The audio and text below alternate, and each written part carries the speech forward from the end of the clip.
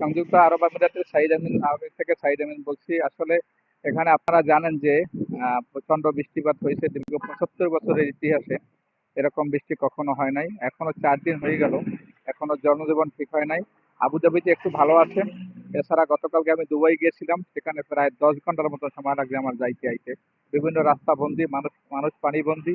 এদেশের গভর্নমেন্ট সার্বিকভাবে চেষ্টা করতেছে মানুষকে নিয়ে পানি বা দূর করার জন্য, এবং সার্বিকভাবে চেষ্টা করে যাচ্ছে মানুষের সেবা করার জন্য।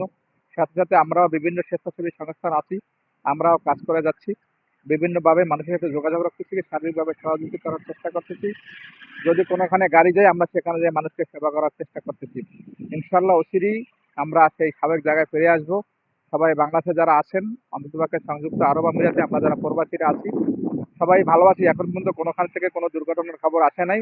তো জনজীবন স্বাভাবিকভাবে একটু সমস্যা হচ্ছে মানুষের। ইনশাল্লাহ আগামী 2-1 মধ্যে এটা ঠিক হয়ে যাবে। সরকার, এই দেশের গভর্নমেন্ট সার্বিকভাবে চেষ্টা করে যাচ্ছে ইনশাল্লাহ মানুষের সেবা করার জন্য, সহযোগিতা করার জন্য। সবাই আমাদের জন্য দোয়া করবেন। Thank you.